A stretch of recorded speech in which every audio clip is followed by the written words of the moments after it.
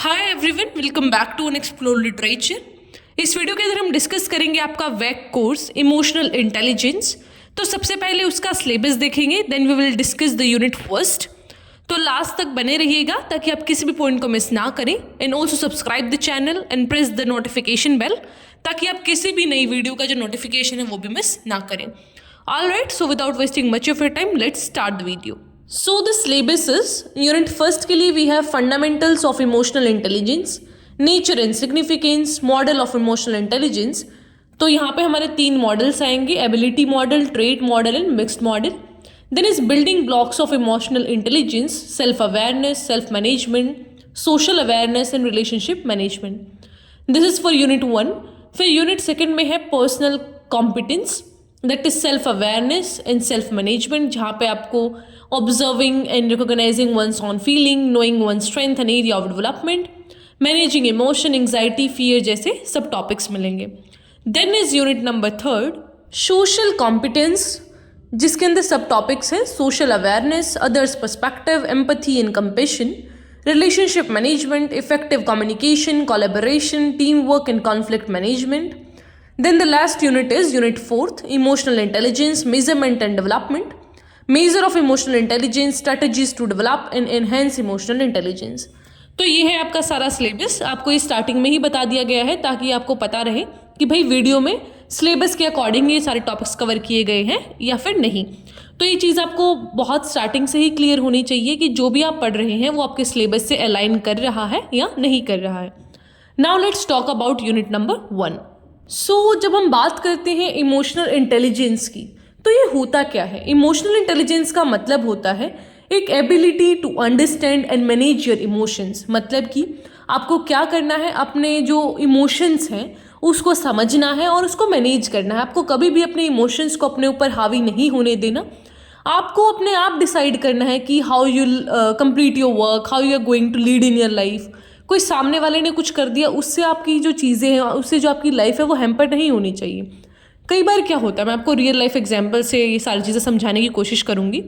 तो एक hypothetical situation लेते हैं कि किसी ने मुझे ऐसा कमेंट किया या फिर कॉल करके बोला कि यार कैसी वीडियो बनाती हो तुम, ये तो अच्छा भी नहीं है, समझ भी नहीं आता है।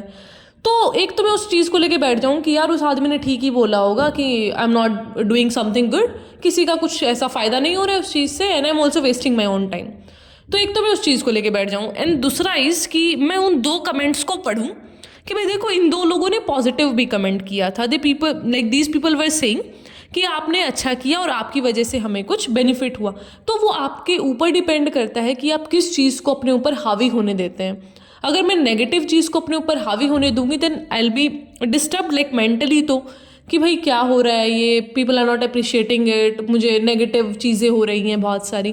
तो वही होता है इमोशनल इंटेलिजेंस के अंदर कि आपको रिकॉग्नाइज करना है कि आपके आसपास का इन्फ्लुएंस कैसा है। आपको वो ऑरा मेंटेन करके रखना है, वो अपनी एबिलिटी रखनी है कि आप अपने इमोशंस को समझें, उनको मैनेज करें। एक जो वर्क लाइफ है, एक जो पर्सनल लाइफ है, उसमें बैलेंस बना के चलें। अगर आपका मन नहीं है कुछ करने का तो लेट इट बी। हमेशा इंसान अच्छा नहीं हो सकता, हमेशा वो एक अच्छे मूड में नहीं हो सकता। लाइफ के दोनों फेजेस होते हैं, you have a dark phase also, you have a good phase also. एक टाइम पे आप बहुत एनर्जेटिक फील कर रहे हैं, यू फील लाइक ओके मैं तो अब ये भी कर दूंगा वो भी कर दूंगा, but at the other time you are feeling very लो।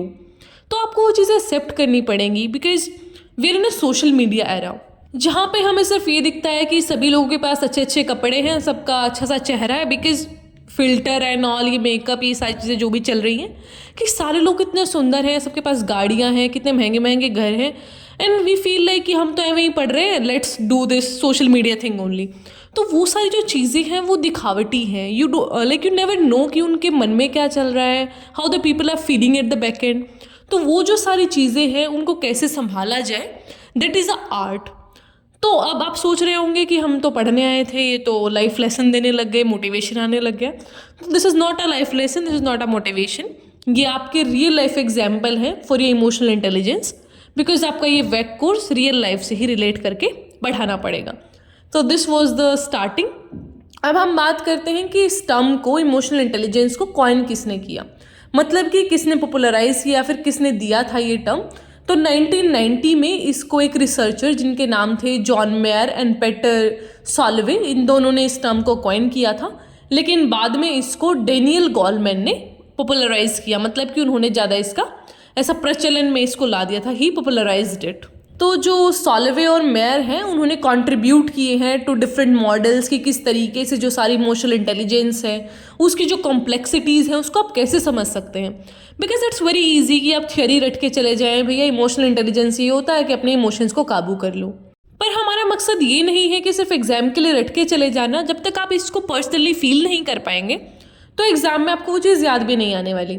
अब आपको सिर्फ इसके अंदर 2-3 नाम याद करने हैं कि भाई कॉइन किसने किया था, जॉन मेयर और पीटर सॉल्वे ने। इनके बैक नेम भी याद कर लेना बेसिक, मेयर और सॉल्वे, इन्होंने किया था कॉइन और पॉपुलराइज किया था गोलमैन ने। अब बात करते हैं कि जो इमोशनल इंटेलिजेंस है उसकी 4 कोर कॉम्पिटेंसीज क्या है, मतलब कि वो किस किस फैक्टर से अफेक्ट होता है या फिर कौन कौन सी जो चीज़ें हैं that forms a basic of it. तो पहला है सेल्फ अवेयरनेस, कि आप अवेयर होने चाहिए कि हाउ यू आर फीलिंग और आपके इमोशंस क्या हैं, सिचुएशन क्या है, वो सारी चीज़ें आपको अंडरस्टैंड करनी पड़ेगी। देन इज सेल्फ मैनेजमेंट, कि आप अपनी चीज़ों को कैसे लेके चलते हैं। For example I am a morning person, अगर मैं सुबह जल्दी ना उठूँ तो मेरा पूरा दिन बर्बाद समझो, बिकॉज आई फील लाइक कि नहीं if I won't wake up before this particular time तो फिर मैंने टाइम वेस्ट कर दिया। तो ये जो सारी चीज़ें हैं वो आपको अपने दिमाग पे हावी नहीं होने देनी चाहिए। This is also bad habit, क्योंकि अगर आप उस पर्टिकुलर टाइम पे नहीं उठ पाए डजेंट मीन आपको पूरा दिन बर्बाद करना है। यू शुड स्टार्ट रीडिंग या फिर doing your work from that particular time. तो आपको ये मैनेजमेंट आना चाहिए अपनी लाइफ से। फिर 2 फैक्टर्स ऐसे हैं जो दूसरे लोग आपको इफेक्ट करते हैं, दैट इज सोशल अवेयरनेस, कि किस तरीके से जो आपकी सोसाइटी है वो आपको हैम्पर करती है, वो आपके इमोशंस को जो है अफेक्ट करती है, वो किस तरीके से लीड करने देती है आपके इमोशंस को। देन इज रिलेशनशिप मैनेजमेंट, आपके दोस्त कैसे हैं, आपके पार्टनर कैसे हैं, आपके पेरेंट्स से आपका रिलेशन कैसा है, सिबलिंग से कैसा है, ये सारी चीज़ें भी बहुत ज़्यादा मायने रखती हैं। क्योंकि अगर दोस्त या फिर अपने पार्टनर से टॉक्सिक रखेंगे तो फिर ज़िंदगी टॉक्सिक बन जाएगी। तो you have to maintain this all things in your life. तो जो हमने ये पूरी समस्या डिस्कस करी, तो इसके फ़ायदे क्या हैं कि हमें इमोशनल इंटेलिजेंस क्यों रखनी चाहिए, क्यों मैनेज करना चाहिए अपने इमोशंस को। पहली बात तो आपके रिश्ते सुधर जाएंगे। अगर आप अच्छा अपने इमोशंस कंट्रोल कर पा रहे हैं तो आप सामने वाले को समझ पाएंगे, वो आपको समझेंगे, तो सारी चीज़ें अच्छी चलेंगी। देन इज इफेक्टिव कम्युनिकेशन, कि आप दूसरे आदमियों को अगर समझ पाएंगे तो आपका कम्युनिकेशन भी अच्छा होगा, फिर आप अपनी जो चीज़ें हैं उसको अच्छे से शेयर कर पाएंगे। देन इज कॉन्फ्लिक्ट रेजोल्यूशन, आधी लड़ाइयाँ तो इसलिए होती हैं इंसान की क्योंकि ना वो सामने वाले को समझ पा रहा है ना सामने वाला उसको समझ पा रहा है। If you people start understanding each other तो वो सारी चीज़ें अपने आप सॉल्व हो जाएंगी। और कई बार तो इंसान खुद डिस्टर्ब्ड रहता है और वो सामने वाले पे अपना गुस्सा निकाल देता है, तो उस वजह से भी प्रॉब्लम्स होती हैं। तो उनको अवॉइड करने के लिए you should be emotionally intelligent. Then the next is stress management, की जो लोग हैं जिनके पास इमोशनल इंटेलिजेंस बहुत स्ट्रॉन्ग होता है वो हमेशा अपने स्ट्रेस को कोप अप कर पाते हैं। अगर आप स्ट्रेस मैनेज कर लेते हो तो this is the very great thing in this present time. अगर स्ट्रेस नहीं है आपको फिर आप फ्री इस तरीके से कुछ भी काम कर सकते हैं, कहीं भी कुछ भी आप नया इनोवेटिव ट्राई कर सकते हैं। तो stress management is very important. That is enhance leadership, आपको स्ट्रेस मैनेजमेंट आ जाएगा तो वो एक बहुत ही इंपॉर्टेंट ट्रेट है एक इफेक्टिव लीडर का।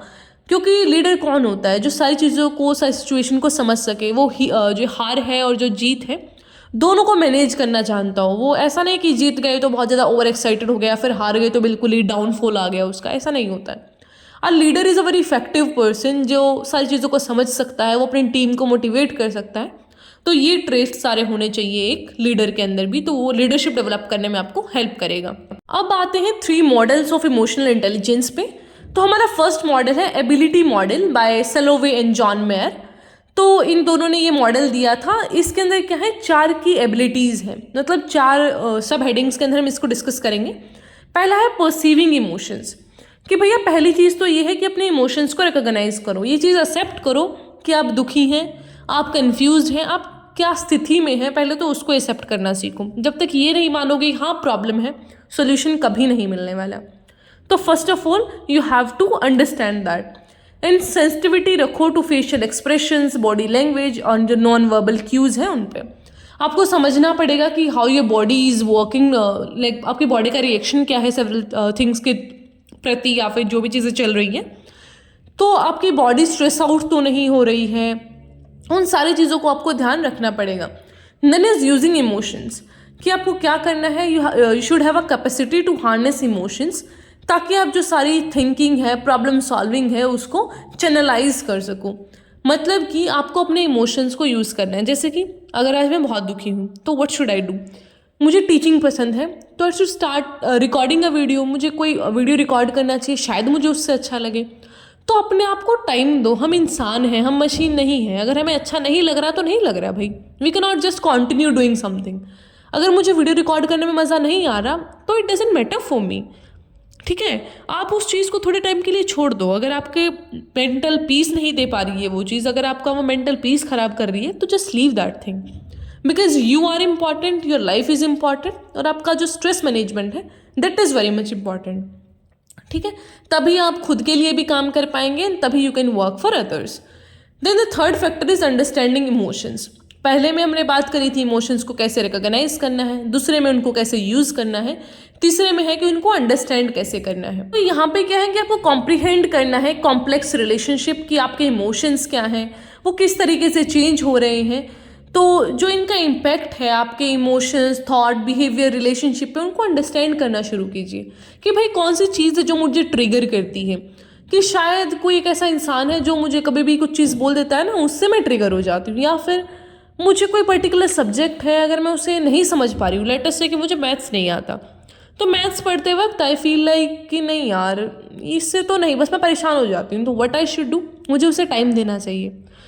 इन केस अगर मैं उसे नहीं छोड़ सकती हूँ, अब ऑप्शन नहीं है अगर मेरे पास उस चीज़ को छोड़ने का, तो फिर भैया उसे टाइम दो, समझने की कोशिश करो। This is only what you can do. Then the last thing is managing emotions. उनको रेगुलेट करने की कोशिश करो। पहली बात तो जब आप उनको समझ गए, फिर उनको यूज़ किया, फिर आपने उनको अच्छी तरीके से कॉम्प्लेक्स जो उनका फ्रेमवर्क था उसको समझा, अब उसको मैनेज करना शुरू करो कि किस तरीके से मैं इनको अब ठीक कर सकती हूँ। तो ये था ability model of emotional intelligence. Now coming on to the second model, that is mixed model by David Goleman, जिन्होंने पॉपुलराइज किया था इस टर्म को। तो ये 5 कंपोनेंट्स बताते हैं। पहला इज सेल्फ अवेयरनेस, कि पहली बात तो तुम अपने इमोशंस को समझ लो, ज़्यादा किसी को सांत्वना देने की ज़रूरत नहीं है, पहले खुद को समझो तब दूसरों को ज्ञान दो। फॉर एग्जाम्पल कि मैं ऐसे यहाँ पे बैठ के और आप सभी को जैसे अभी पूरा लेक्चर दे रही हूँ कि गाइज ऐसा करो, सेल्फ अवेयर रहो, ये करो वो करो, और मैं खुद बिल्कुल डिप्रेशन में बैठी हूँ यहाँ पे, तो पहले मुझे खुद को समझना है, then I will be able to tell you people कि भाई मैंने इस सिचुएशन को ऐसे फेस किया है, शायद आपकी मदद हो सके इससे, और आप कर लीजिए ऐसा। ठीक है, जो चीज़ें मैंने फेस की है, जो प्रॉब्लम्स मैंने फेस की है, शायद मैं आपको वो चीज़ें डिलीवर कर पाती हूँ, इसलिए आप मुझसे कनेक्ट हो पा रहे हैं। कि भाई आपने DU के जो पूरा फ्रेमवर्क है उसको समझा है, आपने भी उन प्रॉब्लम्स को फेस किया है, इसलिए हम भी आपकी प्रॉब्लम से रिलेट कर पाएँ। तो ऐसा ही होता है कि आप अगर अपने इमोशंस को समझ पा रहे हैं तभी आप दूसरे के इमोशंस को समझ पाएंगे। तो पहले में था सेल्फ अवेयरनेस कि आपने समझ लिया, दूसरे में है उसको रेगुलेट करना कि समझ लिया तो अब इनको क्या करो, मैनेज करो। Then the third thing is motivation, कि अगर आप कभी भी थोड़ा सा ऐसा फील करें कि भाई नहीं अब नहीं हो पा रहा है लाइफ में, we just want to give up, तो अपने से थोड़ा कम लोगों को देखो कि भाई देखो हमारे पास इतना तो है, उसके पास तो वो चीज़ भी नहीं है, फिर आपको थोड़ा मोटिवेशन आएगा। ठीक है, फिर आएगा एम्पैथी। एम्पैथी का मतलब है कि अंडरस्टैंड करना दूसरों के इमोशंस को। ठीक है, ये सिंपैथी एम्पैथी वाला कॉन्सेप्ट है। फिर fourth then is social skills, कि आपको नेविगेट करना है सोशल सिचुएशंस को, बिल्ड करना है, मेंटेन करना है रिलेशनशिप्स को, because we are social animals. अब हम कितना भी बोल रहे हैं कि भाई अपने आप पे फोकस करना चाहिए, दूसरे को नहीं देखना चाहिए, this is not possible at least for a person like me. क्योंकि कुछ लोग होते हैं, देखो एक्सेप्शंस हर जगह होते हैं, जो सिर्फ खुद पे फोकस कर लेते हैं। ठीक है, सबका अपना नेचर है, but most of us are like that only, कि हमें फ़र्क पड़ता है अपने आसपास के लोगों से। तो उनके भी जो सिचुएशन है हमें उनको भी समझना चाहिए, जो सारी चीज़ें हैं। लेकिन सबसे पहले आता है खुद को संभालना। अगर आप खुद ठीक हैं तभी आप दूसरे आदमी को मैनेज कर पाएंगे। तो डेविड गोलमैन ने ये 5 चीज़ें बताई कि पहला तो सेल्फ अवेयर रहो, दूसरा उनको रेगुलेट करो, तीसरा मोटिवेशन, चौथा empathy, then is fifth social skills, कि सोशल रिलेशनशिप्स को कैसे मैनेज करना है। Then coming on to the last model, that is trait model by Petrides, KV Petrides, you can call his name, जो भी है बड़ा सा। तो इन्होंने भी काफ़ी की पॉइंट्स दिए हैं इसके लिए, इमोशनल इंटेलिजेंस के लिए। तो इनका जो मॉडल है उसको ट्रेट इमोशनल इंटेलिजेंस मॉडल भी बोला जाता है, ट्रेट EI मॉडल। तो ये 7 की पॉइंट्स की बात करते हैं। The first one is emotional self awareness, कि अपने जो इमोशंस हैं उनको समझो। देखो सारे मॉडल्स एक जैसे से हैं, पहले में समझना है, दूसरे में एक्सप्रेस करना है। कि emotional expression EE, that is कि आप अपने इमोशंस को कैसे दूसरे को समझा रहे हैं। Then the third is ER कि कैसे उनको रेगुलेट कर रहे हैं। देन इज इमोशनल एम्पैथी कि अब दूसरों के इमोशंस को कैसे समझने हैं, पहले खुद के समझने हैं, दूसरा उनको एक्सप्रेस करना है, तीसरा उनको रेगुलेट करना है, चौथे में दूसरों के इमोशंस को समझना है, पांचवें में सोशल एक्सपर्टनेस कि कैसे सोशल स्किल्स को मैनेज करना है। देन इज ट्रेट एम्पैथी कि एक ब्रॉडर एस्पेक्ट है एम्पैथी का, जहाँ पे आप एक जनरल टेंडेंसी रखते हैं कि भाई हम सबके लिए एम्पैथेटिक हैं, हम सबको ऐसा एक काइंडनेस के नज़रिए से देखते हैं, कुछ इस टाइप का कि आप सबकी सिचुएशंस को समझते हैं, आपको दूसरे के बुरा लगने पे बुरा लगता है, ठीक है, इंसान है आप एक जनरल तरीके से बात करें। ट्रेट हैप्पीनेस क्या है कि एक measuring an individual's characteristic level of happiness कि आप कितने खुश हैं ज़िंदगी में, वो सारी चीज़ें। तो ये है आपका last model of emotional intelligence. तो आई होप आपको ये समझ आया होगा। कोई क्वेश्चन हो तो पूछ लेना कहीं भी, टेलीग्राम या फिर ईमेल, जहाँ पे पूछना है कमेंट बॉक्स में। Alright, so I'll meet you in the next video. Till then, take care, stay happy, stay healthy, and don't forget to subscribe the channel, like the video, and share it with your friends.